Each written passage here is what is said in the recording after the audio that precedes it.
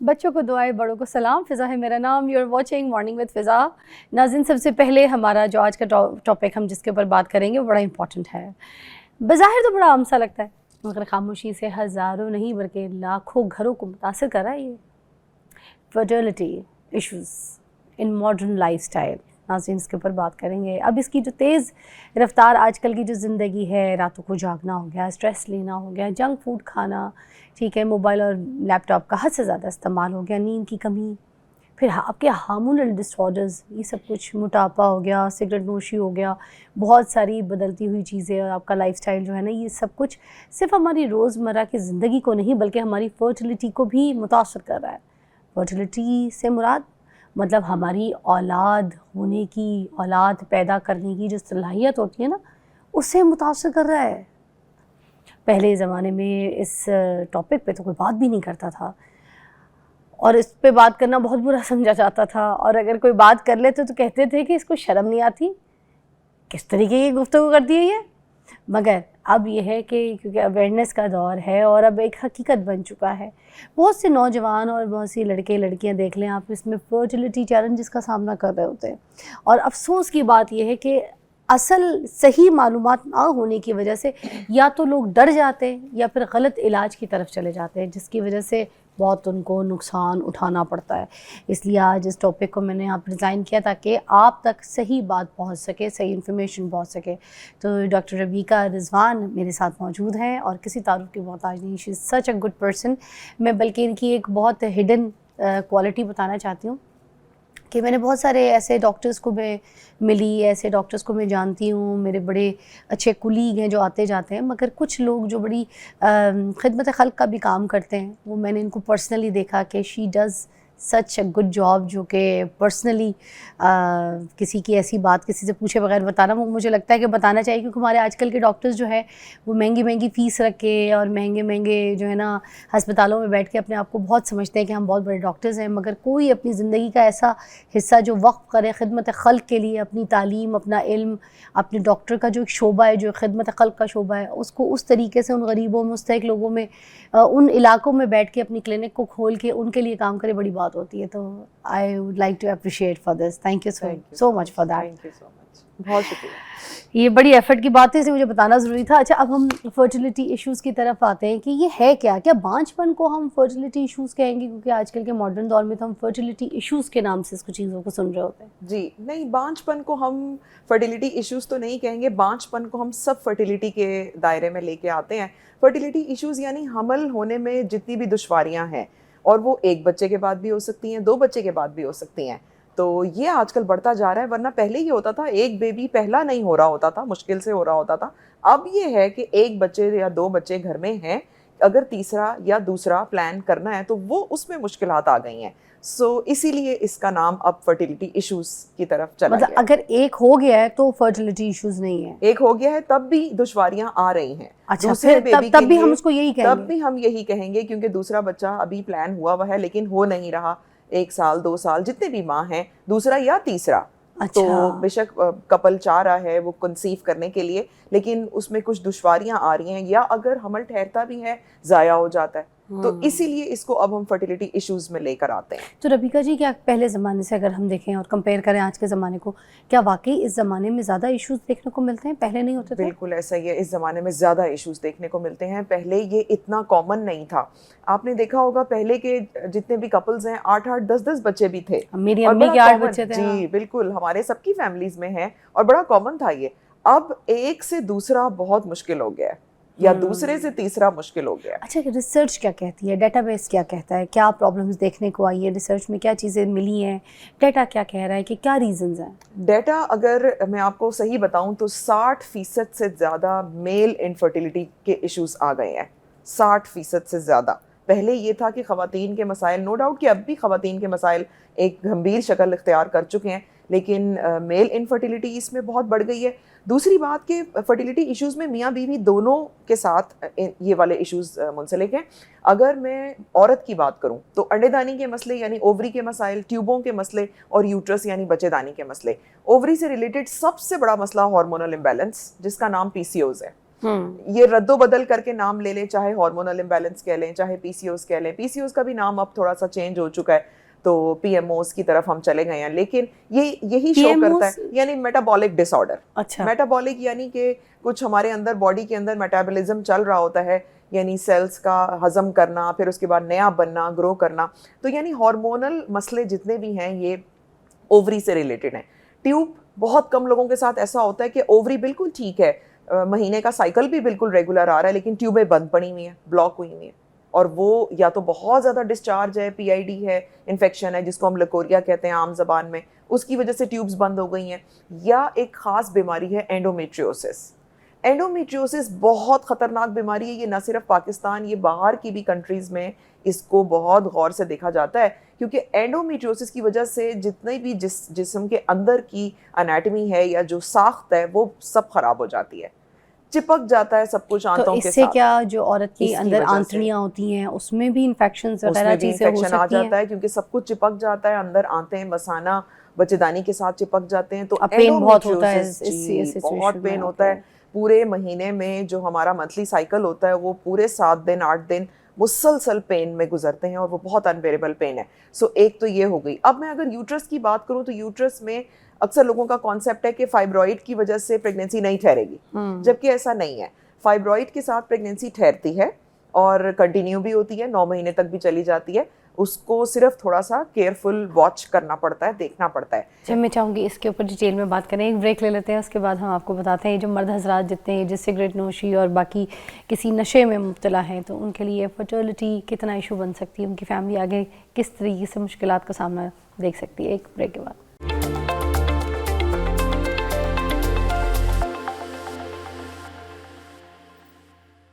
Welcome back, you watching morning with Fiza. अब हम बात कर रहे थे यहाँ पर कि जो मर्दों में शराब बहुत ज़्यादा बढ़ गई है, कि सिगरेट नोशी हर एक के हाथ में है, और लड़कियाँ बहुत कूल समझती हैं वो लड़के जिनके हाथ में वेप होती है और वो सिगरेट पी रहे होते हैं, तो लड़कियाँ कहती हैं बहुत कूल है, वरना तो लड़का बहुत फूल लग रहा होता है आजकल की लड़कियों को। मुझे समझ नहीं आता उस चक्कर में। अब देखें नुकसानात क्या होते हैं, सुनिएगा जी रबिका जी। बिल्कुल ऐसा है, सिगरेट का इस्तेमाल यानी कि 10-20 से ज़्यादा दिन में एक सिगरेट्स ले लेना या एक पैक से ज़्यादा ले लेना तो शदीद नुकसानदेह है। बिल्कुल ये बिल्कुल मुकम्मल तौर पर खुलियों को ख़त्म कर देगा। इसमें हम कह देते हैं एजोस्पर्मिया, यानी कि खुलियों की मिकदार बिल्कुल भी नहीं है, और इवन अगर खुलियों की मिकदार हो भी सही तो उनकी हरकत ज़ीरो हो जाती है। सिगरेट पीने वालों में यानी मर्द के खुलिये को हरकत करके औरत के पास जाना होता है, एग के पास जाना होता है, फिर ही फर्टिलाइजेशन होती है। तो जब वो हरकत ही नहीं रहेगी तो बेशक के 10 मिलियन 20 मिलियन जितने मिलियन भी मिकदार है वो सब मल्टीप्लाई इक्वल टू 0 है। अच्छा, तो ये बहुत प्रॉब्लम है। ये शीशा भी इसमें शामिल होता है? शीशा उतना नहीं तंग करता अगर जितना ये टोबैको निकोटिन तंग कर रही होती है।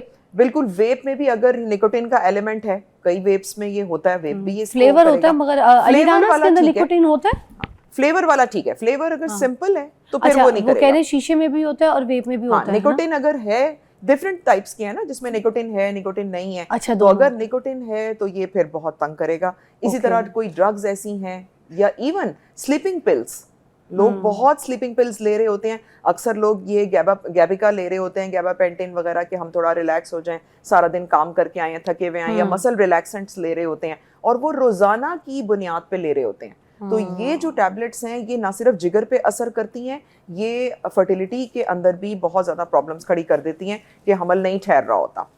और इसी तरह से मर्दों में बहुत ज़्यादा रातों को जागना या डाइट अच्छी ना लेना। मैं आपको अगर डाइट के लिए बताऊं तो थोड़ी बहुत चीज़ें, जैसे प्रोटीन में एग सबसे बेहतरीन है, रोज खाएं, चाहे बॉईल करके खा लें चाहे फ्राई करके खा लें। तो ये तो गर्मियों का मौसम में लोग कहते हैं इसकी तासीर बड़ी गर्म होती है, अंडा खाएंगे हमें मसला हो जाएगा। कोई तासीर नहीं है। और मैं आपको बताऊं, जर्दी को हमेशा सफेदी से अलग करते फिरते हैं, हालांकि अल्लाह ने जर्दी को सफेदी के साथ बनाया ऐसे ही है। तो कुछ तो है ना उसके अंदर कि वो दोनों एक दूसरे के लिए है। तो बिल्कुल जर्दी को सेपरेट ना करें, दोनों को खाएं, कोई कोलेस्ट्रॉल नहीं है इसमें, कोई ब्लड प्रेशर नहीं है, सब बातें हैं।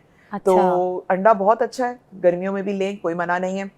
खजूर बहुत अच्छी है, अच्छा, किसी भी तरह की खजूर ले लें, जैसे अजवा खजूर में तो शिफा कहीं भी गई है, लेकिन खजूर लें, बहुत अच्छी है। उसमें शुगर का कंटेंट ऐसा वाला है कि जो बहुत फेवरेबल है, अच्छा है हमारी बॉडी के लिए। फिर इसी तरह गोश्त, मतलब आम बंदे को उसको खा के कोई शुगर भी नहीं हो कुछ सकती, नहीं हो सकता, और ये जल्दी एब्जॉर्ब भी हो जाती है, हो जाता है, और ये बड़ा अच्छा इसके अंदर बहुत और कुछ कितनी है। खजूरें आप रेकमेंड करती 2 हैं से आम 3 इंसान को, एक औरत को ले सकते हैं, बिल्कुल 2 खजूरें ले लें डेली बेसिस पे, बहुत अच्छी उसके साथ थोड़े और मेवा जात भी मिक्स कर मेवा सकते भी हैं। ले सकते हैं, बिल्कुल अच्छी बात है। उसमें अखरोट बहुत अच्छा है, एंटीऑक्सीडेंट है, ओमेगा 3, ये नट्स में तो बहुत अच्छी क्वांटिटी इसमें आई जाती है।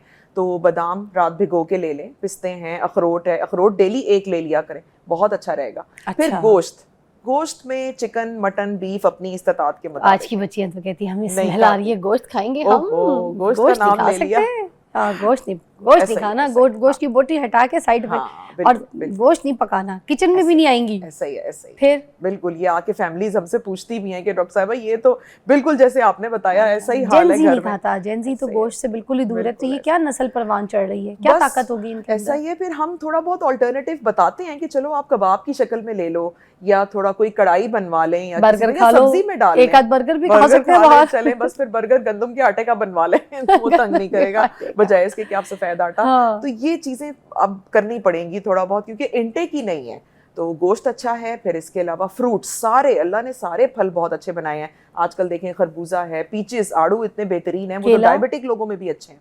अमरूद, आड़ू, केला भी खा सकते हैं। मगर उससे अगर जैसे कोई प्रेगनेंसी प्लान कर रहा है तो फिर ओबेसिटी का खतरा तो नहीं होगा? कोई ओबेसिटी नहीं है। कहते हैं केला मोटापा करता है, मोटा करता है, मोटा करने के लिए खाओ। अक्सर लोग केले का मिल्क शेक डेली पी रहे होते हैं और 2-2 चम्मच चीनी, 3-3 चम्मच चीनी भर के उसमें डाल रहे होते हैं। चीनी को अवॉइड करें, अच्छा, चीनी कम करें। और ये आम का भी बताते हैं क्योंकि आम का सीजन शुरू हो गया है। बिल्कुल, मिल्क शेक पिए, आम लें, कोई इसमें मना नहीं है। किस हद तक आम खाना चाहिए? रोज का 1 खा सकते हैं, कोई मना नहीं। आम में आयरन है, बहुत अच्छा रहता है आयरन आम के अंदर, और अच्छी शुगर है कि जो आपको मीठे के लिए क्रेविंग भी नहीं होने देगी। ठीक। अच्छा, जैसे गायनी डॉक्टर्स जब किसी लड़की को कहती है ना कि बेटा तुमने वेट लूज करना पड़ेगा, थोड़ा ओबेसिटी का मसला है, तो फिर प्रेगनेंसी इंशाल्लाह ताला बहुत जल्दी हो जाएगी, और लड़कियां करती हैं तो हो भी जाती है, बड़ी अच्छे केसेस जो रिजल्ट हैं वो सुनने को मिले।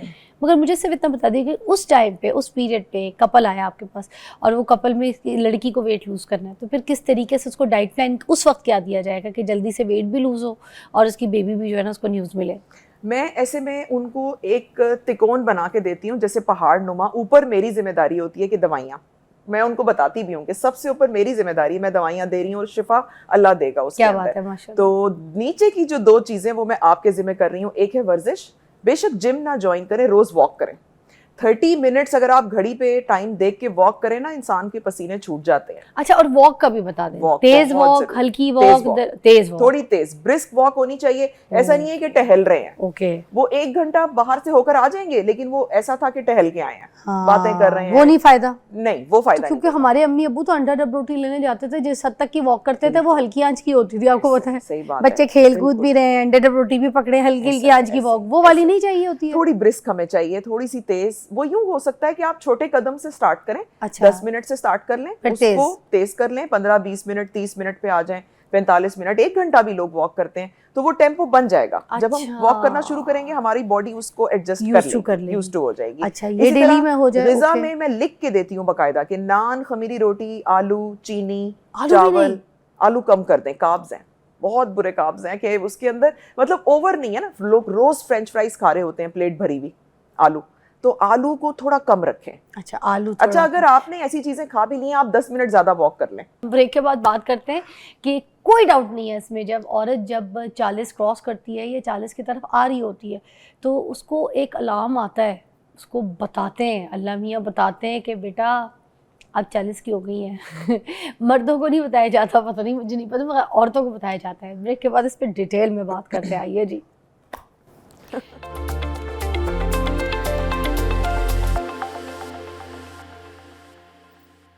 Welcome back.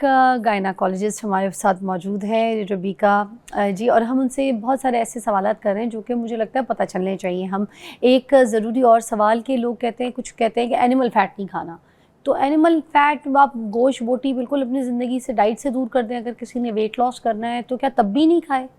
नहीं, animal fat is good for your health. Animal fat हम खा सकते हैं, जैसे बकरा है, कुर्बानी की ईद पे बकरा ज़िबा होता है, कुछ बोटियों में फ़ैट लगी हुई होती है, खा सकते हैं। दुम्बा, कितनी अच्छी लैम्ब की तो फैट पका के खाते हैं, बीच में डाल के खाते हैं। Animal fat is good.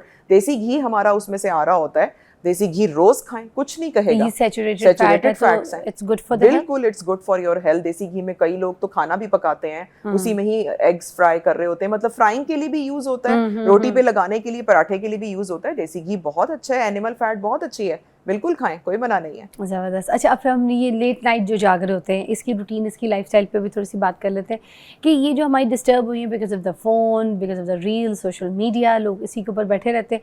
फिर अब ये जो सर्कल है नींद का, इसको ठीक करने के लिए कोई मैग्नीशियम पे आ जाता है, कोई मेलेनियम पे आ जाता है, पता नहीं कौन कौन सी चीज़ें आ गई, आपको पता है मेलेटोनियन खा रहा होता है।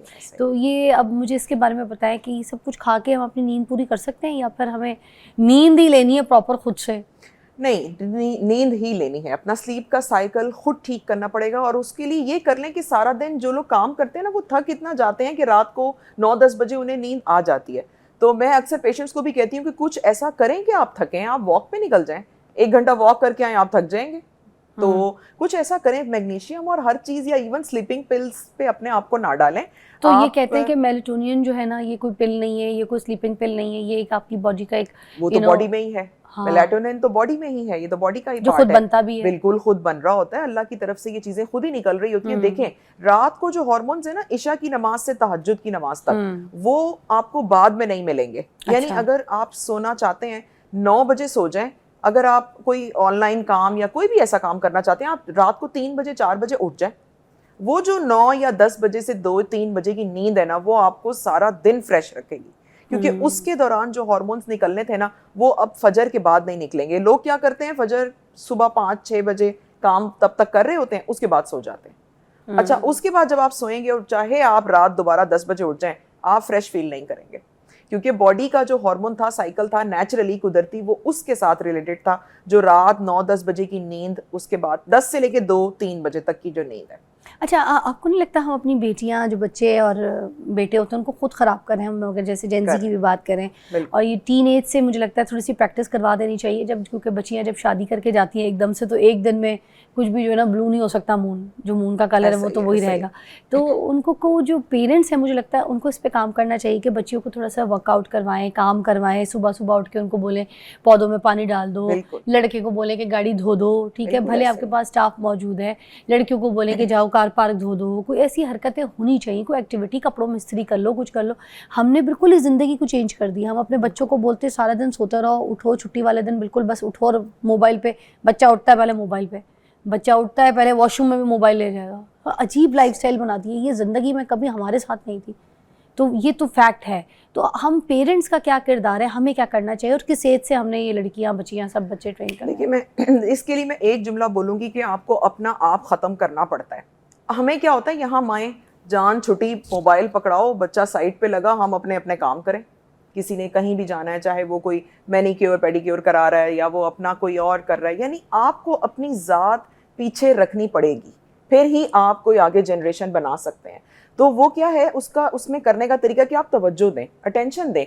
आप क्या करें, संडे का आप बच्चों को कह दें, चलो भाई एक कमरा आपका, एक कमरा आपका, क्लीन करो, आज देखते हैं कौन सबसे अच्छी क्लीनलीनेस। वो एक कंपटीशन हेल्दी डेवलप होगा, बच्चे उसमें टाइम। मगर माँ मोस्टली कहती है ना कि बच्चे पढ़ रहे हैं, उनसे मैंने काम नहीं कराना। अच्छा, खुद जुटी रहेंगी, करती रहेंगी, मगर बच्चों को हिलने नहीं देंगी। बच्चों को नहीं कहेंगी बेटा ये कपड़ा पकड़ो, जाओ जाकर डस्टिंग करो, जाओ बेटा सफाई करो।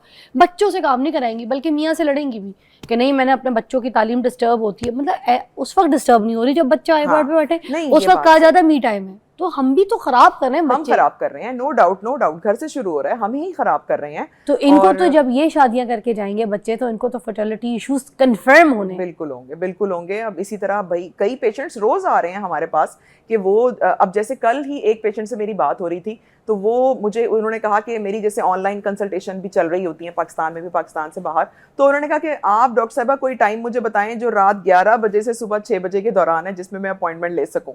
अब मैं उसको देखूं, मैंने कहा इतनी लेट नाइट क्या क्यों कर रही हो आप ऐसा? कि मेरे ससुराल में रूटीन ऐसा है, मेहमानों का आना जाना, कि मेरा जागना फजर तक होता है। मैंने कहा अच्छा, आप ये कर लिया करो कि अगर हस्बैंड लेट आ भी रहे हैं या कोई फैमिली ऐसे गेस्ट हैं, तो आप अपनी नींद मगरिब के बाद पूरी कर लें, आप सो जाएं उस वक्त तक। अगर कुछ नहीं है, हस्बैंड भी घर पे नहीं है, इट्स फाइन, आप 8 बजे से 12 बजे तक सो जाएं। तो ये मैंने उसको मशवरा दिया कि ये आपको हेल्दी रखेगा, क्योंकि इस नींद का औरत पे ज्यादा जल्दी असर होगा, जो बॉडी स्ट्रक्चर अल्लाह ने बनाया हुआ है उसमें वो ज़्यादा जल्दी हर्ट हो जाएगी। सही। अच्छा, तो ये कॉफ़ी ऐसा और फिजी ड्रिंक्स, इसके बारे में भी बता दें। जी, एनर्जी बिल्कुल। ड्रिंक्स भी बहुत पीती हैं लड़कियाँ, मेरे ऑफिस में ले लेके घूम रही होती हैं ऐसे। सुबह सुबह आएंगे एनर्जी, भाई रात नींद पूरी एनर्जी ड्रिंक्स पी रही हैं, छोटी छोटी उम्र की लड़कियाँ। कॉफ़ी हाथ में उनके, हर वक्त कॉफ़ी का मग्गा हाथ में, चल रही हैं तो कॉफ़ी का, हिलने टुरने फिरने की हिम्मत नहीं, कॉफ़ी का मग्गा हाथ से नहीं छोड़ेंगी। पूरा मेरा ऑफिस यहाँ पे, आप बाहर निकलिए आपको जितनी लड़कियाँ मिलेंगी कॉफ़ी के मग्गों के साथ मिलेंगी, छोटी छोटी बच्चियाँ। तो कितनी कोई कॉफ़ी, कितनी कोई इजाज़त है, प्लीज़ बताएं। ये अवेयरनेस बहुत ज़रूरी है, मुझे लगता है इस पर जितनी बार भी हम शोज़ करें तो बच्चों को तब समझ आएगी अवेयरनेस। बिल्कुल ऐसा ही है। कॉफ़ी का मग, एक कॉफ़ी का मग दिन में काफ़ी है, जो छोटा मग दरमियाना सा किस होता एज है। से पी सकती हैं बच्चियाँ? 20 के बाद 17, 18, 16, 15? 17-18 को इतना कॉफी की आदत नहीं होनी तो चाहिए। ये जो 16-17 की बच्चियाँ अच्छा, जाके अगर लाटे हाँ, कैपुचिनो। अच्छा वो पी भी लें, वो फिर इस तरह कर लें कभी महीने में एक दफा। अच्छा, वो महीने में नहीं ना रूटीन बनाते, वो डेली 3-3, 4-4 कप्स कॉफी की इसकी चल रहे हैं। आदत लगती है, मैंने देखा। अब देखिए, मैं खुद भी ये कॉफ़ी पी रही हूँ और अब ब्लैक कॉफ़ी है बिल्कुल सादी सी, मगर मुझे लगता है कि ये अपनी तरफ लेकर आती है, ये आपको थोड़ी सी बताती है कि मैं अब आदी हो गई हूँ तुम्हारी, बताती है ये बॉडी को आपकी। तो मुझे हो गई है हल्की सी आदत, मैं कब से पी रही हूँ, मगर एक कप पीती हूँ क्योंकि मैंने अपने आप को समझा लिया। मगर छोटी छोटी बच्चियाँ 16-17 साल की अगर इस तरह की कॉफ़ीज़ और कैफ़े शॉप्स में जाके डिमांड करें लाटे पीना है, कैपुचिनो पीना है, then what is the health then behind? ऐसा ही है, कम रखें इस चीज़ को, कम रखें और बहुत ज़्यादा रूटीन ना इसकी बनाएं। इसकी बजाय आप फ्रूट्स खा लें, काट के एक सेब खा लें रोज़ाना, बहुत अच्छा रहेगा। वो नहीं करते, वो फ्रूट्स का हम नाम ले लें या दूध के ग्लास का नाम ले लें तो वो बड़ा मुश्किल हो जाता है। तो फ्रूट्स ले लें डेली बेसिस पे। फिर घर का जो गंदम का आटा है ना, वो कुछ नहीं कहेगा, चाहे आप उस गंदम के आटे का पराठा रोल बना लें या घर में ही शवारमा बना लें, वो कुछ नहीं कहेगा। सो डाइट में ना थोड़ी सी चीज़ें मैं बिल्कुल ख़त्म नहीं करा रही होती, कभी मैंने किसी को नहीं कहा कि आप बिल्कुल बंद कर दें, आप उसी को थोड़ा मॉडिफाई कर लें। मतलब कॉफ़ी भी, फिज़ी ड्रिंक्स भी, कुछ ही चीज़ें जो फिजी मार्केट में ड्रिंक्स आती के है तो पी सकते करीब हैं या ना बिल्कुल ही जाएं, no, red fizzy flag. Drinks के करीब ना जाएं। फिजी ड्रिंक्स में ख़ास तौर पे जैसे जो डार्क कलर की ड्रिंक्स हैं उनको ना लें। ठीक है, thank you so much. Detailed में आपने समझाया है कि क्यों ये सारे मसले हो रहे हैं, क्यों प्रेगनेंसी में इश्यूज़ आ रहे हैं, एज से लेके, प्रॉब्लम से लेके, खाने से लेके, डाइट से लेके, वॉक से लेके, एक्सरसाइज से लेके, सारे पार्ट्स में आपको समझाया गया। आई होप आप अपना ख्याल रखें और जिस तरीके से डॉक्टर रबीका ने आपको समझाया है वो अपनी ज़िंदगी में से जो बुरी चीज़ें वो निकाल दें और अपनी ज़िंदगी की अच्छी चीज़ें जो अल्लाह ताला की बहुत खूबसूरत नेमत है उनको अपनी ज़िंदगी में शामिल करके तो अपनी ये जो इनफर्टिलिटी है इसको ठीक करें। अल्लाह ताला आप लोगों को भी औलाद से जो है ना, औलाद की नेमत जो है वो देखना नसीब फरमाए, जिनकी नहीं है उनको हो और जिनकी है और फिर भी फरमाइश करें तो अल्लाह ताला उनकी भी झोलियाँ भर दे। Thank you so much. You are welcome. Thank you. Will see you after break.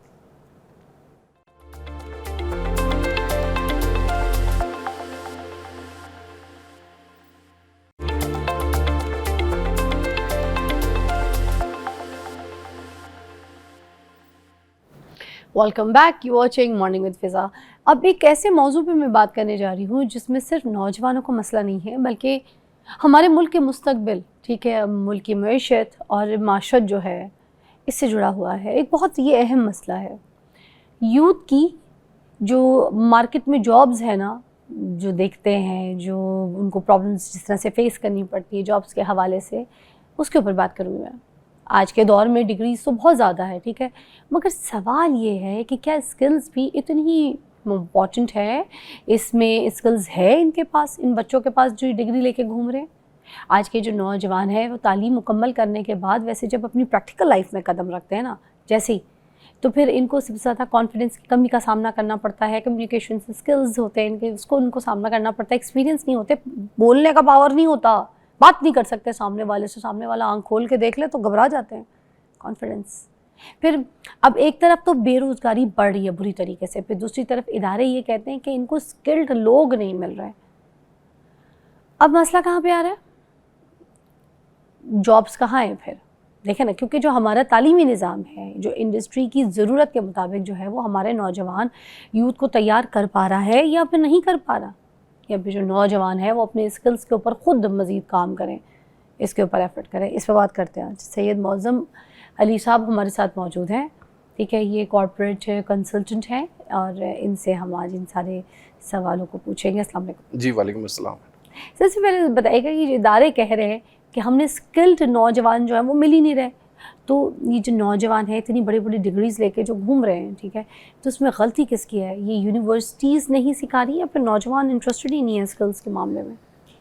Madam अगर इसको मैं देखूं करंट सिनेरियो के मुताबिक, सो सबसे इम्पॉर्टेंट अवेयरनेस है। अगर तो स्टूडेंट जब ग्रेजुएट कर रहा होता है तो इसकी सिर्फ रिस्पॉन्सिबिलिटी ये नहीं है कि वो सिर्फ पढ़ के और जो डिग्री वो ले रहा है वो सिर्फ वो डिग्री कंप्लीट कर ले तो उसकी रिस्पॉन्सिबिलिटी ख़त्म हो जाती है। There are lot more things.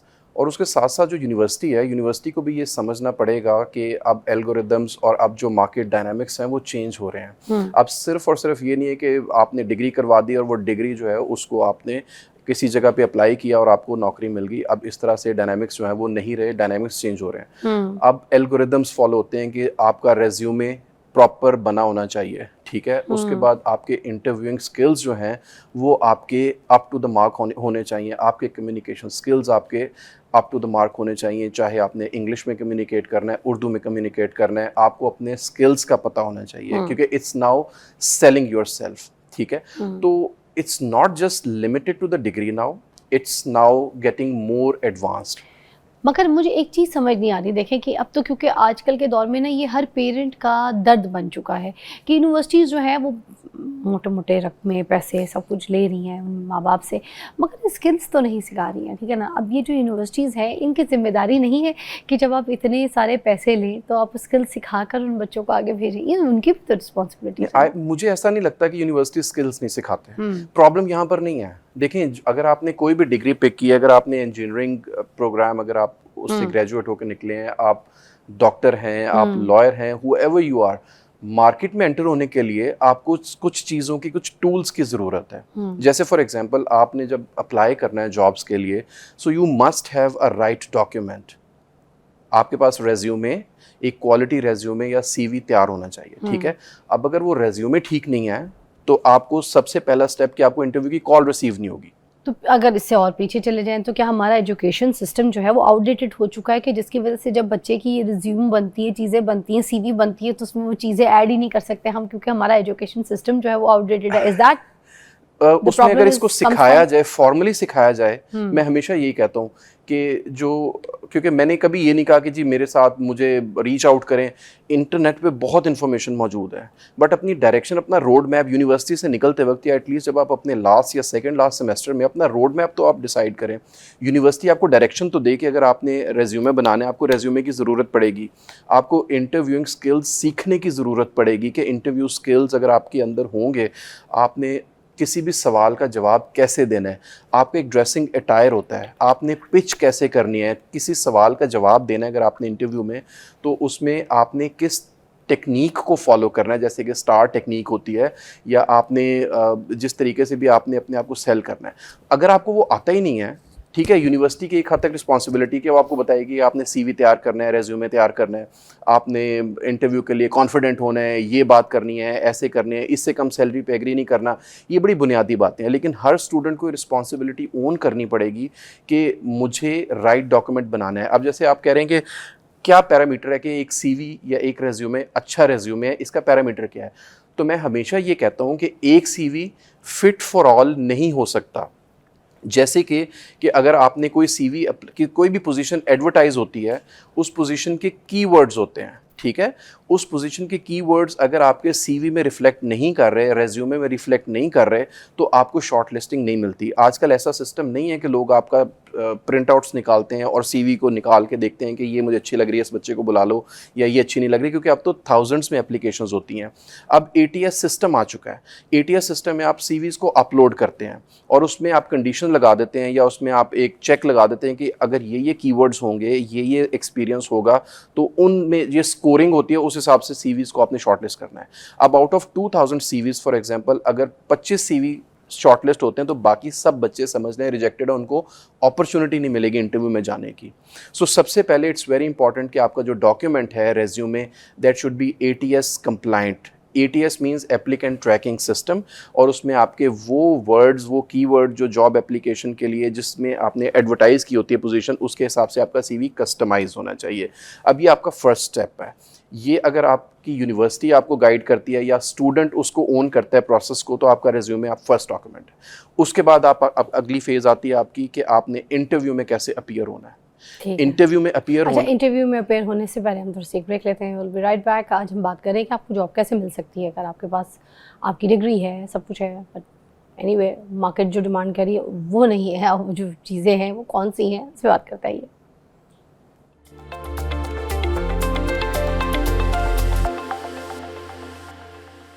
Welcome back, you watching morning with Fiza. और अब हम बात करेंगे आर्टिफिशियल इंटेलिजेंस की तरफ। ठीक है, क्या वाकई आर्टिफिशियल इंटेलिजेंस जो है उसमें नौजवानों के लिए मौके नए पैदा किए हैं या फिर उनकी नौकरियां मज़ीद कम कर दी हैं?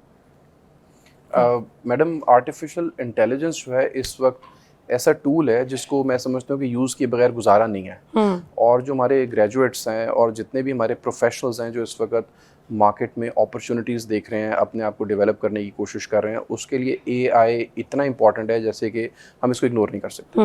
और रेज्यूमे बिल्डिंग में, इंटरव्यूइंग स्किल्स में अगर मैं कहूँ कि आप इनसे बेनिफिट कैसे ले सकते हैं, आपने सिर्फ एक प्रॉम्प्ट देना है। Talk to him like your assistant. अच्छा, टॉक टू ChatGPT कि आपको जो जो चीज़ें पूछनी है आप उससे पूछें, जो आप किसी भी कोच से, मेंटोर से आप पूछते हैं ना।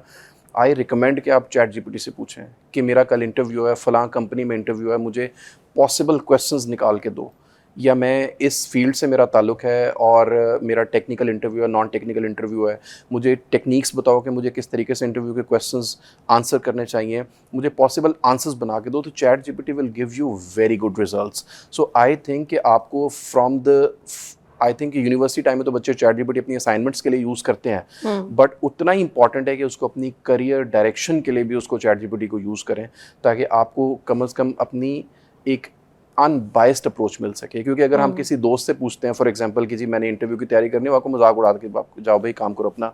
सो ChatGPT आपका ऐसा अनबायस्ड असिस्टेंट है जो आपको ऑथेंटिक इन्फॉर्मेशन देगा, राइट लैंग्वेज में और राइट सिंटेक्स के साथ आपको इन्फॉर्मेशन देगा। So I think it's very important कि आप ChatGPT को ज़रूर अपनी ज़िंदगी में तो जॉब मार्केट में अगर हम बात करें तो अवेलेबल होती ही नहीं है, और अगर मिल जाती हैं तो फिर उसमें सैलरीज जो है ना वो बहुत कम होती हैं।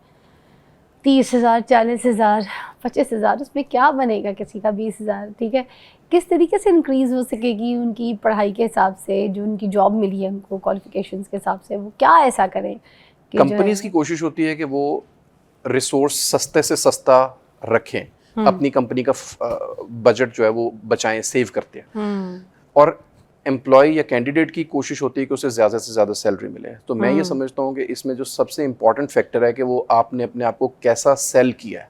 अच्छा, it's about how you sell your self, आपने किस तरह की पिच की है। तो यूजली इंटरव्यूज़ में कैंडिडेट्स अपने आप को अंडर सेल करते हैं, और स्किल्स अगर होते नहीं है या अगर स्किल्स हैं तो उस हिसाब से राइटली सेल करना is one of the most important point. और नंबर 2 कि देखें मार्केट में जॉब्स नहीं है, ऐसा मेरा नहीं ख्याल कि ऐसा सिनेरियो है, क्योंकि एम्प्लॉयर ये कहता है कि हमारे पास हमें अच्छा कैंडिडेट नहीं मिलता, कैंडिडेट कहता है कि नौकरी नहीं है या रेफरेंस के बगैर नौकरी नहीं मिलती। रेफरेंस के बगैर मैं ये समझता हूँ पढ़े लिखे लोग घूम रहे हैं हाँ, कि हम ये वाला काम इसलिए, और तो और पढ़े लिखे लोग प्यून बन के घूम रहे हैं, आपको पता है, सिर्फ इसलिए कि कहते हैं हमारे हिसाब से हमें नौकरी में कोई रेफरेंस ही नहीं है। Very unfortunate. बट मैं हमेशा इस चीज़ को प्रीच करता हूँ कि इस प्रोसेस को अंडरस्टैंड करें। ठीक है, मैं आई एम नॉट अकले कुल, बट मैंने जो सीखा over the past 19-20 years in the market, मैं अभी भी एक ऑर्गेनाइजेशन के साथ काम कर रहा हूँ, और ये जो भी मैं इंफॉर्मेशन देता हूँ मैं हमेशा ये कहता हूँ कि मेरे पास मत आएँ, आप इंटरनेट से बेनिफिट लें, ChatGPT से बेनिफिट ये जो लें। डिग्री मिलती है ना, डिग्री मिलने के बाद जो सबसे पहला रियलिटी शॉक है वो क्या होता है एक बंदे का? पहले तो ये कि जो नौकरी, जब आपकी ना डिग्री ख़त्म होती है ना, उसके बाद आप अपने आसपास अपने दोस्तों को, जब उनको इंटरव्यू की कॉल्स आ रही होती हैं और आपको नहीं आती ना, और वो जो डिले फैक्टर है कि आप 4 महीने 6 महीने अगर आपको जॉब नहीं मिलती, तो वो सबसे बड़ा एक रियलिटी शॉक होता है जो आपको मिलता है। अगर आप उस टाइम में प्रिपेयर्ड नहीं है ना, क्योंकि मैं हमेशा कहता हूँ कि इस प्रोसेस को अंडरस्टैंड करें। A quality resume, a quality document will give you passport to the interview hot seat. अच्छा, अब उस हॉट सीट के लिए ठीक हाँ। है, अब बंदा एक ही जगह अप्लाई करे, एक ही जगह CV दे, या फिर कोई बहुत सारी जगहों पे CV जो है वो छोड़ दे अपनी, कस्टमाइज करके देखिए, one document don't fit for all. Okay, तो इसके लिए आपको हर जॉब के हिसाब से CV को भी चेंज करके कस्टमाइज करना होता है। और ये जो एक सेटिस्फेक्शन होती है ना कि आज मैंने 1500 नौकरियों पे अप्लाई कर दिया और धड़ाधड़ मैंने CVs और रेज्यूमे फेंके, ये इट डोंट वर्क्स नाउ। आपको अपने सीवी को अगर आप राइट या क्वालिटी की 5 या 6 जगह पे अप्लाई डेली बेसिस के ऊपर करते हैं, जिसमें राइट कीवर्ड्स आपने यूज़ किए होते हैं, राइट सिंटैक्स यूज़ किया होता है, राइट फॉर्मेट यूज़ किया होता है, तो आपके ज़्यादा चांसेस होते हैं शॉर्ट लिस्टिंग के। अदरवाइज आप जब, क्योंकि सिस्टम जब आपके सीवी को उठा ही नहीं रहा तो आपको कहाँ से शॉर्ट लिस्टिंग मिलेगी, आपको कहाँ से इंटरव्यू सीट पे बैठने का मौका मिलेगा। अच्छा, इंटरव्यू के लिए बुलाया गया कैंडिडेट्स को, उनमें सबसे बड़ी गलती कौन सी, बड़ी मिस्टेक करते हैं ये कैंडिडेट्स? मतलब थोड़ा सा उनको समझ आ जाए ना, ताकि वो मिस्टेक सबसे बड़ी गलती, जो सबसे बड़ी गलती मैं समझता हूँ ना जो कैंडिडेट्स करते हैं, वो उन क्वेश्चंस के लिए प्रिपेयर्ड होकर नहीं जाते जो कि फ्रीक्वेंटली आस्क्ड क्वेश्चंस होते हैं। और मोस्टली हर इंटरव्यू में 4, 5, 6 क्वेश्चंस जरूर होते हैं कि जो एक कैंडिडेट को ना जज करने में, tell me something about yourself, tell me something about yourself, ये पहला क्वेश्चन होता है, जरूर पूछा जाता है। इसका क्या जवाब होना चाहिए? इसका जवाब यूजुअली बच्चे जो गलती करते हैं वो क्या करते हैं कि वो कहेंगे कि जी मेरा नाम अदनान है, मेरी 2 बहनें हैं, 1 भाई है, वाले साहब डॉक्टर हैं, वालदा हाउसवाइफ हैं। We don't need such information. You have to mention your professional health in that question. मतलब उस कंपनी ने देखना है कि ये बंदा मेरे लिए बेनिफिशियल कैसा है, ना कि मुझे ये बता रहा है कि मेरे इतने बच्चे हैं, मेरे इतने भाई हैं, मेरे अब्बा। इररेलेवेंट इन्फॉर्मेशन को देखें, अगर आप प्रिपेयर्ड होंगे इस क्वेश्चन को जाने से पहले, तो तब आप अपने आप को सेल कर सकेंगे। और वो पिच और टोन सेट करते हैं। अब कुछ बच्चे कहते हैं जी इंग्लिश में बात करनी चाहिए और उर्दू में बात करनी चाहिए। मैं हमेशा ये कहता हूँ कि जिस मीडियम में आपका इंटरव्यूअर बात स्टार्ट करेगा, आपको वो पिक करनी है। अच्छा, अब कॉन्फिडेंस भी नहीं होता बाद में इंग्लिश में, I want to go to the टूटी-फूटी इंग्लिश में, आई टुक रिक्शा और सैलरी 2 लाख चाहिए, I been here, I would like to go there, my father was from England, yes, so and I came Pakistan. It doesn't work like this, no. क्योंकि अगर prepared होंगे, मैं कहता हूँ कि internet पे जाएं, 20 मोस्ट फ्रीक्वेंटली आस्क्ड क्वेश्चंस उनको सर्च करें और उनके पॉसिबल आंसर्स देखें। क्योंकि देखें कुछ क्वेश्चंस शॉक की तरह बच्चों को लगते हैं, ठीक है। अगर मैं मिसाल के तौर पे ये सवाल बच्चों से अपने करियर हिस्ट्री में या एजुकेशन में नहीं पूछा जाता कि आप पिछले 6 महीनों में ऐसी एग्जाम्पल दें जिसमें आपने लीडरशिप एक्सरसाइज की हो। अब बच्चों ने नहीं की होती।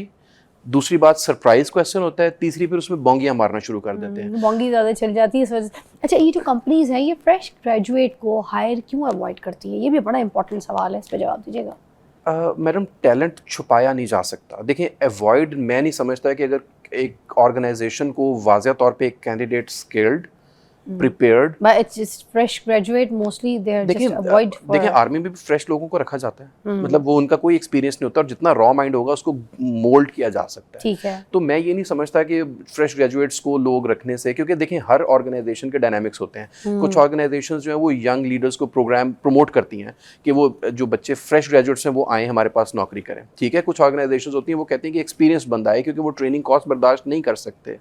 सो ये ऑर्गेनाइजेशन टू ऑर्गेनाइजेशन वेरी करता है। बट वैसे आपको लगता नहीं कि जो टेक्नोलॉजीज हैं और ये जो एआई है ये जॉब्स को खा रही है?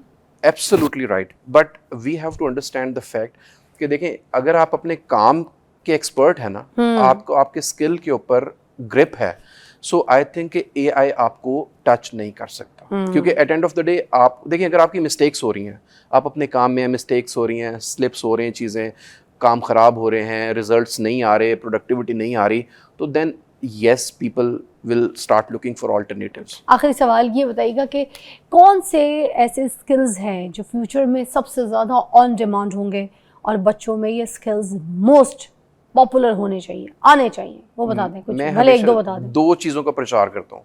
एक, अपनी कम्युनिकेशन को क्लियर रखें। आपको पिच करना आना चाहिए, कॉन्फिडेंस, सेल करना आना चाहिए अपने आप को। देखिए अगर मेरी बात लोग सुनेंगे नहीं, if I am not confident in my head, तो मेरी बात में असर नहीं रहेगा। तो अपनी कम्युनिकेशन स्किल्स को, कि आपने जो डिग्री की है, देखिए आपको जब इंटरव्यूअर कहेगा यार तुम क्या पढ़ के आए हो और आपको उसको डिफेंड ही नहीं करना आ रहा, तो इसका मतलब जो आपने डिग्री की ना 25 लाख दे के 50 लाख दे के, वो वेस्ट चली गई है। So you have to be very confident. Communication skills number 1 and number 2 you have to know the road map, कि आपने अपने करियर के रोड मैप को कैसे डिज़ाइन करना है, उसके लिए एआई को कैसे यूज़ करना है, कोचिंग मेंटोरिंग कैसे लेनी है और इंटरनेट के ऊपर अवेलेबल इन्फॉर्मेशन से कैसे बेनिफिट लेना है। आई थिंक अगर ये बच्चे 2 चीज़ें सीख लेते हैं from the time of their education, so मुझे लगता है कि वो अनस्टॉपेबल हो सकते हैं। Wonderful, very nice. I hope आपको समझ आया हो और ये आपके लिए सेगमेंट बहुत कारआमद हो, तो इससे फ़ायदा उठाइए और अपनी ज़िंदगी को बदलिए। कुछ यूनिवर्सिटीज़ भी अपनी जो है ना स्टूडेंट्स के साथ मुझे लगता है कि नाइंसाफ़ी ना करें, थोड़ा सा स्किल्स की तरफ तवज्जो दें और प्रैक्टिकली उनको स्किल्स सिखाएं। बहुत सी यूनिवर्सिटीज़ के स्टूडेंट्स मेरे यहाँ पे ऑफिस में आके काम करते हैं और उनको कुछ भी नहीं आता और वो मीडिया पढ़ रहे होते हैं, और हम यहाँ पे उनको सिखाते हैं इधर आओ बेटा आओ, हम बताते हैं मीडिया क्या होता है। तो क्या फ़ायदा इतने पैसे इतनी इन चीज़ों का, किस चीज़ की डिग्री दे रहे हैं जब जिस चीज़ को सिखाया ही नहीं है उस चीज़ की डिग्री किस चीज़ की दे रहे हैं, सिखाए स्किल्स हासिल करें और बच्चे खुद इसके ऊपर तवज्जो दें कि उन्होंने खुद कहाँ से स्किल्स हासिल करने हैं। Degree and skills both together balance have to be with you. Take a break.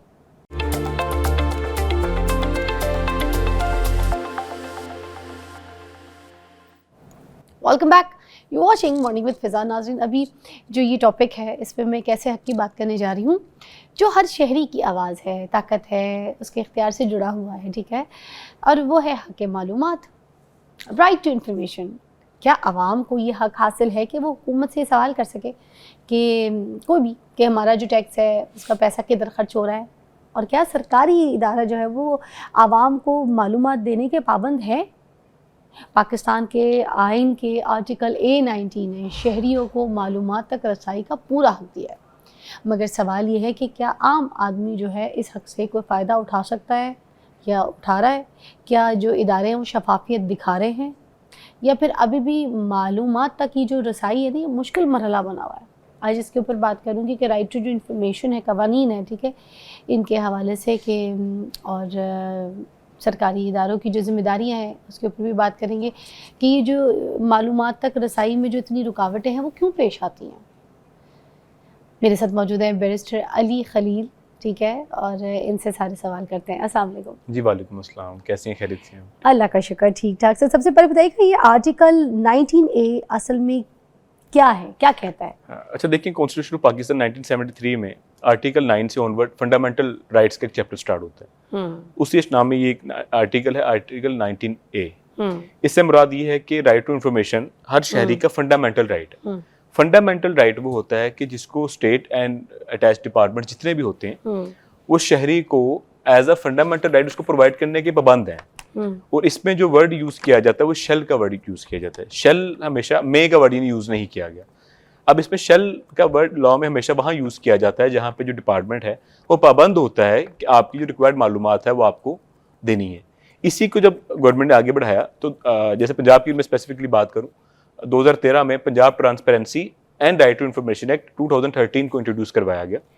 इसी तरह से रूल्स 2014 में आ गए, ये फेडरल में और तमाम प्रोविंसेस में मौजूद हैं, जिसमें हर शहरी को ये हक हासिल है कि वो किसी भी इदारे से कोई भी मालूमात जो उसके बजट से रिलेटेड हो सकती है, उसके किसी प्रोजेक्ट से रिलेटेड हो सकती है, उसकी किसी स्कीम से रिलेटेड हो सकती है, या उसके किसी फ्यूचर प्लान से रिलेटेड हो सकती है जो कि डॉक्यूमेंटेड है, वो उसको डॉक्यूमेंटेड फॉर्म में अपनी जस्ट एक सिंपल वाइट पेपर पे एप्लीकेशन मूव करेगा और वो डिपार्टमेंट उस शहरी को वो मालूमात देने का उस पर लाजमी है कि उसको मालूमात फराहम करेगा। अब इसके बैक तो क्या हर शहरी को गवर्नमेंट रिकॉर्ड देखने का हक है? हर शहरी को, यस, हर वो शहरी जो पाकिस्तान का आईडी कार्ड रखता है, टैक्स पे करता है, टैक्स पे करने की वजह से बात नहीं की। अच्छा, हर शहरी पाकिस्तान उसको का एवरी सिटीजन है गवर्नमेंट रिकॉर्ड्स देख सकते हैं। और गवर्नमेंट रिकॉर्ड सिर्फ देख नहीं सकता, उसको सर्टिफाइड कॉपीज डिपार्टमेंट प्रोवाइड करने का पाबंद है।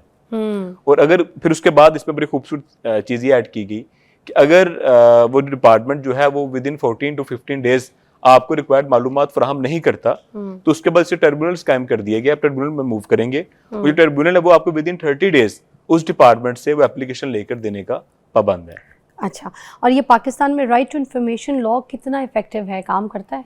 अच्छा, फर्स्ट ऑफ ऑल तो मैं बड़ा इम्प्रेसिव हूँ और मैं ये समझता हूँ कि मैं इससे काफ़ी इम्प्रेस हूँ कि वो चंद चीज़ें जो हमारे यहाँ बहुत अच्छी हैं उनमें से एक ही एक्ट भी है। और ये काम करने का भी ये देख लीजिए कि किसी भी डिपार्टमेंट में जब आप एप्लीकेशन मूव करते हैं, जैसे मैंने पहले अर्ज किया कि वो चूंकि फंडामेंटल राइट है उसको प्रोवाइड करने के बंद रहता है, तो ये पूरी तरह से काम करता है। और अगर वो डिपार्टमेंट आमतौर पे जैसे कि हिले बहाने से काम लिया जाता है मोस्टली, वो इस तरह का कोई एक्ट अपनाता है और वो आपको मालूमात फराहम नहीं कर रहा या आप उसे सर्टिफाइड नहीं, ऐसे आप उसे सेटिस्फाइड नहीं है, तो फिर आप ट्रिब्यूनल में चल जाए। ट्रिब्यूनल भी काम नहीं करते तो ऑब्वियसली आपके पास फंडामेंटल राइट को एनफोर्स करवाने के लिए हाई कोर्ट का दरवाजा हमेशा खुला रहता है।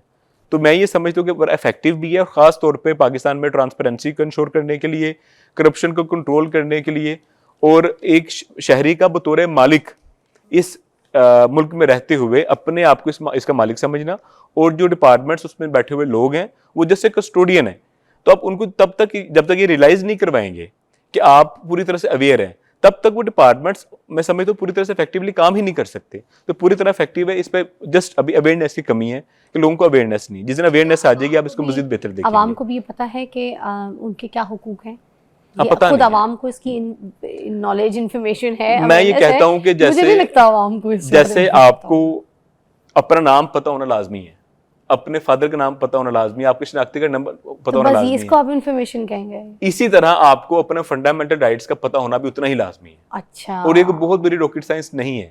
अच्छा, आप मतलब गूगल ये पे कहाँ जाके से भी अपने सीखेंगे? फंडामेंटल एक आम राइट्स, आदमी है, उसको उसका नाम पता है, उसके अब्बा का नाम पता है, अम्मा का नाम पता है, मगर उसके बाद उसके क्या हुकूक है वो उसको कैसे पता अच्छा चलेगा? देखिए वो ना, आर्टिकल कहाँ कॉन्स्टिट्यूशन ऑफ पढ़ेगा? पाकिस्तान शहरियों के लिए, हाँ, उसके फंडामेंटल राइट का बिल्कुल स्टार्टिंग में चैप्टर है आर्टिकल 9 से ऑनवर्ड। अगर वो 20-22 सेक्शन आर्टिकल्स आप पढ़ भी लेते हैं तो कोई बड़ी बात नहीं, 10-12-15 मिनट लगेंगे आप। अच्छा, लेकिन यूथ, अच्छा आप उसको तो छोड़ ही दें ना, कि जो बिल्कुल पढ़ा लिखा नहीं है या जिसके पास मोबाइल की फैसिलिटी या नहीं है, कंप्यूटर की नहीं है, उसको तो एक साइड पे कर दें। अफसोस की बात यह है कि हमारी वो यूथ जो पढ़ी लिखी है, जो पढ़ लिख सकते हैं, बाकी तमाम चीजें सारा दिन मोबाइल स्क्रोलिंग करते हैं, उनको भी इवन अपने फंडामेंटल राइट का पता नहीं है, और कभी भी उन्होंने रिसर्च भी नहीं की कि हम कम से कम अपने फंडामेंटल राइट्स को पढ़ ही लें। उन्हीं फंडामेंटल राइट्स में से एक जो राइट है वो आपका आर्टिकल 19 है। अच्छा, जो आवाम है वो पूछ सकती है कि जो हमारा पैसा है जिस पे हम टैक्स देते हैं, वो टैक्स वाला पैसा कहाँ खर्च हो सकता है, कहाँ हो रहा है?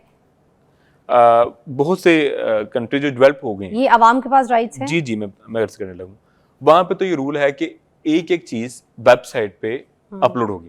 अच्छा, पाकिस्तान में भी डायरेक्शन मौजूद हैं ऑनरेबल हाई कोर्ट्स की, सुप्रीम कोर्ट की, कि आप अपने फाइनेंसिस की जो मालूमात है अपनी वेबसाइट पर हर डिपार्टमेंट अपलोड करेगा। आपकी एप्लीकेशन भी मूव करने की जरूरत नहीं है, आप उनकी वेबसाइट पर जाकर देखेंगे। अगर वेबसाइट पे अवेलेबल ना हो तो आपको यहाँ तक नौबत आती है। मगर ब्यूरोक्रेसी जो है ना वो रुकावट बनती है। जो हमारे इदारे ना पाकिस्तान के, वो इन्फॉर्मेशन प्रोवाइड करने में मतलब राजी नहीं होते। अच्छा, आप ये देखिए कि जब किसी काम को एक आध आदमी कर रहा होता है, उस सूरत में तो मुश्किलात नो डाउट वो अकेला फेस कर रहा होता है। ये जितनी रुकावटें तब खत्म होती है जबकि यूथ में अवेयरनेस डेवलप हो जाए, और वो अपनी इस डेवलप अवेयरनेस की बिना पर एक जत्थे की सूरत में हर नौजवान, हर डिपार्टमेंट की मालूमात जहाँ उसको लगता है कि उसको लेनी चाहिए और उसको ट्रांसपेरेंसी अपना रोल प्ले करना चाहिए, उसको लाजमी चेक करनी चाहिए। और सिर्फ मकसद के लिए नहीं, आप मकसद लिखना जरूरी नहीं है, आप किसी मकसद के बगैर भी एक सिंपल बस कह सकते हैं जी कि मुझे इस साल से इस साल की ये तमाम मालूमात रिक्वायर्ड है। अच्छा, गवर्नमेंट फंड्स की ट्रांसपेरेंसी का जो एक सही सिस्टम है वो क्या है, आप कैसे इसको देखते हैं? अच्छा देखिए कि किसी भी डिपार्टमेंट की सबसे खूबसूरत बात ये होनी चाहिए कि वहाँ पे ट्रांसपेरेंसी कितनी है, शफाफियत कितनी है मामलात में।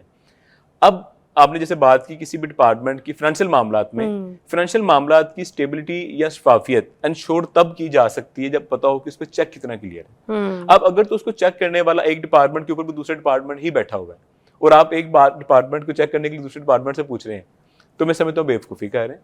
अगर आप खुद शहरी हैं, आप बेसिक चीज़ें पढ़ लिख सकते हैं, तो आप डायरेक्टली मालूमात क्यों नहीं लेते, आप एप्लीकेशंस मूव क्यों नहीं करते? फिर लोगों के दिन में ये शायद एक परसेप्शन गलत है, वो ये समझते हैं कि शायद ये सहाफ़ियों की जिम्मेदारी है, जस्ट जर्नलिस्ट जो है वो राइट टू इन्फॉर्मेशन एक्ट के तहत चल सकता है। हालांकि सहाफ़ियों का सिर्फ हक नहीं है, ये तमाम शहरियों का हक है। लेकिन आपने तो कभी अपनी यूनिवर्सिटी के मामलात को, सरकारी यूनिवर्सिटी के मामलात को चेक नहीं किया कि हमारे नाम पे फंड्स कितने आ रहे हैं, उसको कहाँ खर्च किया जा रहा है, यूटिलाइज किया भी जा रहा है या नहीं। वहां पे तो आप डायरेक्टली उन तमाम चीजों को शाहिद होते हैं, आपने कभी उसको चेक नहीं किया, बाकी डिपार्टमेंट्स को कहाँ जाके चेक करेंगे। एक ब्रेक लेते हैं, we'll be right back.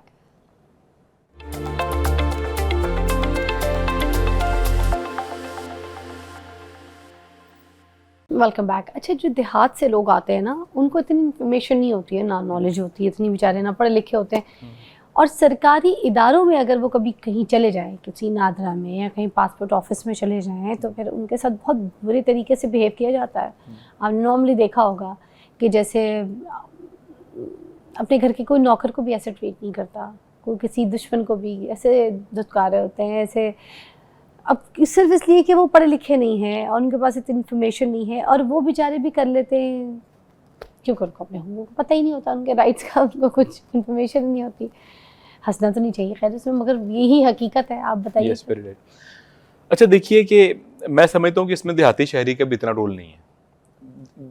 हमारे पास दो ही ऑप्शन होती हैं, या हम सब्र कर जाते हैं और या मैंने ऑब्जर्व किया कि हम लड़ना शुरू कर देते हैं। और कानून को अपने हाथ में ले लेते हैं। हालांकि हम थोड़ी सी रिसर्च करें आज के दौर में, खास तौर पे आपके पास बेतहाशा लीगल राइट्स मौजूद हैं कि जहाँ पे अपने आप राइट्स को बड़े पुरस्कून तरीके से एनफोर्स करवा सकते हैं और तमाम डिपार्टमेंट्स में करवा सकते हैं। लाइक अभी हम चूंकि टॉपिक पे बात करें राइट टू इन्फॉर्मेशन आरटीआई पे, अब आरटीआई में अब ये देखिए कि आप किसी देहात में बैठे हुए और किसी बैकवर्ड एरिया में बैठे हैं और आपने मालूमात लेनी है किसी भी इदारे की, किसी भी डिपार्टमेंट की जो लाहौर में या इस्लामाबाद में किसी भी ऐसे सिटी, बड़े सिटी में मौजूद है, आपको बाय सेल्फ वहां जाने की जरूरत नहीं है। चीजें काफी हद तक डिजिटलाइज हो गई हैं। आप जस्ट एक डाक मूव भी कर दें, पाकिस्तान पोस्ट के थ्रू कर दें, किसी और एजेंसी के थ्रू कर दें, दैट्स इनफ। और वो जो डिपार्टमेंट है वो भी आपको थ्रू डाक ही को आपसे तो तमाम कम्युनिकेशंस करता है। इवन आप जब उससे अनसेटिस्फाइड हैं और आप मूव करते हैं ट्रिब्यूनल में भी आपको बाय सेल्फ जाने की जरूरत नहीं होती। आपने जस्ट एप्लीकेशन मूव करनी है, थ्रू डाक कर दें और आपको डाक के थ्रू ही डॉक्यूमेंट्स आपको घर पहुंचा देंगे। इसमें मेरा ख्याल है शहरी देहाती का मामला नहीं रह गया। इसमें अवेयरनेस की जैसे क्या पब्लिक इंस्टीट्यूशन लीगली जवाब देने का पाबंद है? 100% पाबंद है।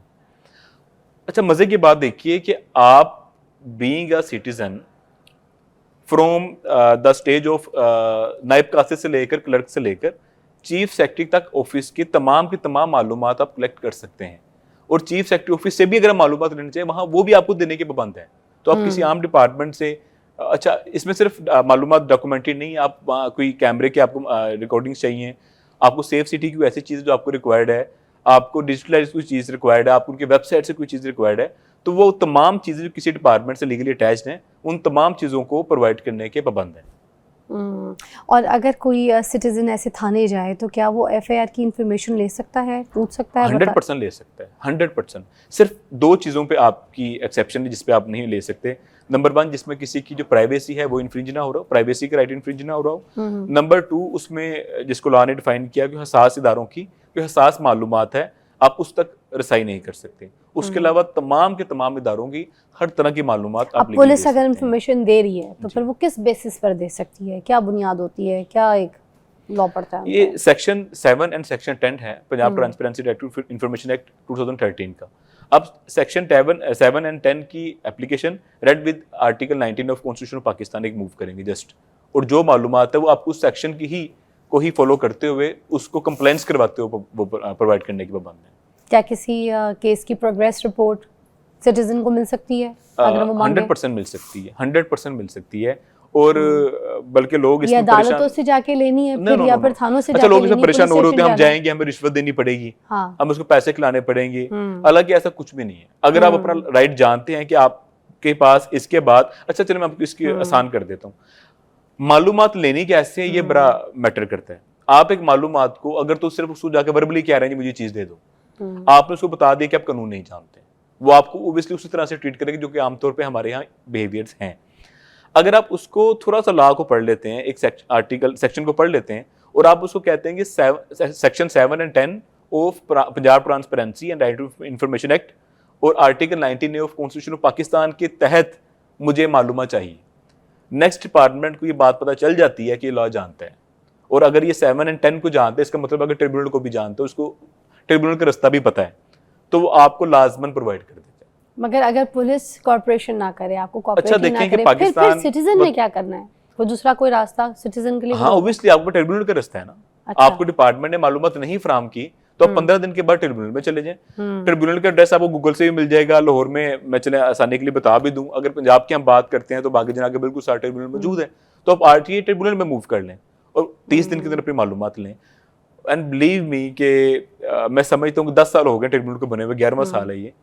जितना रश मैं एक्सपेक्ट कर रहा था कि वहाँ पे होगा, उतना रश अभी आया नहीं है। फाइनल मोटे मोटे भी जवाब दे दे मुझे कि किसी भी गवर्नमेंट डिपार्टमेंट से इन्फॉर्मेशन लेनी है तो उसका सही तरीका क्या होगा?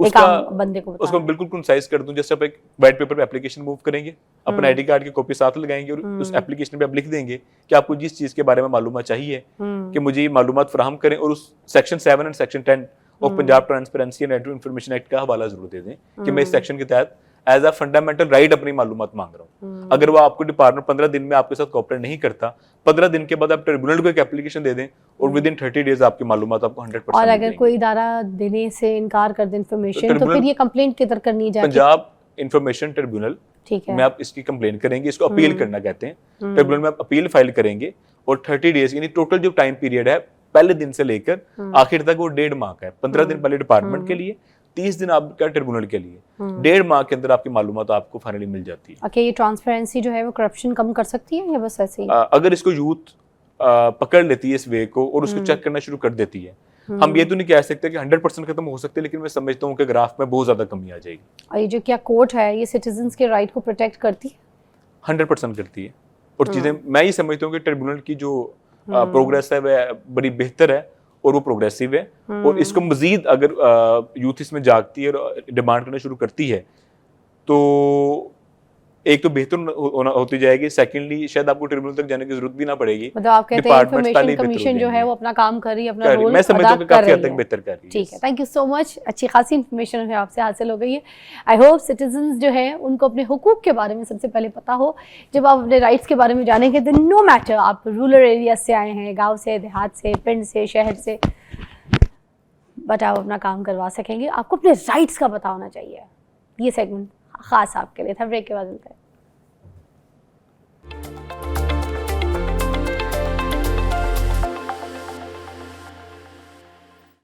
Welcome back. आज हम बात करेंगे उस फल की जिसे दुनिया भर में फलों का बादशाह कहा जाता है। जी हाँ, आम की बात करेंगे। पाकिस्तान का आम सिर्फ जायके में ही लाजवाब नहीं बल्कि सेहत के लिए भी बड़े फ़ायदे रखता है। आम गर्मियों का सबसे पसंदीदा फल है और पाकिस्तान के जो आम है वो पूरी दुनिया में सबसे बेहतरीन आमों में शुमार होता है। सिंध का सिंधड़ी, ठीक है, चौंसा और अनवर रटोल पूरी दुनिया में बहुत मशहूर है। अब सवाल ये है कि आम को फलों का बादशाह कहा क्यों जाता है? इसलिए क्योंकि इसका जायका, इसकी खुशबू, इसकी मिठास और इसकी जो ग़िज़ाइयत है वो सब कुछ बाकी फलों से बहुत ज़्यादा मुनफरद होती है। आम में देखें vitamin A, vitamin C, vitamin E, fibre और आयरन, एंटीऑक्सीडेंट्स जो है ना वो बहुत ज़्यादा बड़ी मिकदार में पाए जाते हैं। विटामिन ई हमारी आँखों के लिए बहुत ज़रूरी होता है, इसलिए आम बच्चों की जो नज़र है उसको बेहतर रखने में बहुत मदद देता है। विटामिन सी हमारी जिस्म की जो इम्यूनिटी है ना उसको बढ़ाता है और हमारी जल्द को बहुत खूबसूरत बनाता है। इसी तरह आम में मौजूद जो फाइबर है वो आपकी डाइजेस्टिव सिस्टम को बहुत बेहतर बना देता है और आपको कॉन्स्टिपेशन से भी बचाता है। बच्चों के लिए आम बहुत ज़्यादा फ़ायदेमंद है क्योंकि जिस्म को जो एनर्जी प्रोवाइड करता है, ये आम हड्डियों को मजबूत करते हैं, ठीक है। उसके अलावा नशोनुमा में, ग्रोथ में मदद करते हैं। जो बच्चे बहुत कमज़ोर होते हैं ना, ये जो आम बहुत कम खाते हैं, इनके लिए मुनासिब मिकदार में आम या फिर आम का जो मिल्क शेक है जो माएँ पिलाती हैं वो बड़ा अहम होता है, बड़ा फ़ायदेमंद होता है। मगर हर चीज़ बैलेंस करके खिलानी है, ये याद रखना है। ज़्यादा आम खाने से शुगर भी बढ़ जाती है क्योंकि इसमें बहुत ज़्यादा मिठास होती है। अब शुगर के जो मरीज़ हैं उनको ख़ास तौर पे डॉक्टर के मशवरे के बगैर आम खाने को मना किया जाता है, इसलिए खाएं तो मिकदार में खाएं। अब बात ये करते हैं कि अच्छे आम की पहचान कैसे कर सकते हैं। अच्छा आम वो होता है जिसका रंग कुदरती हो, जिसकी खुशबू जो है ना उसमें मिठास हो।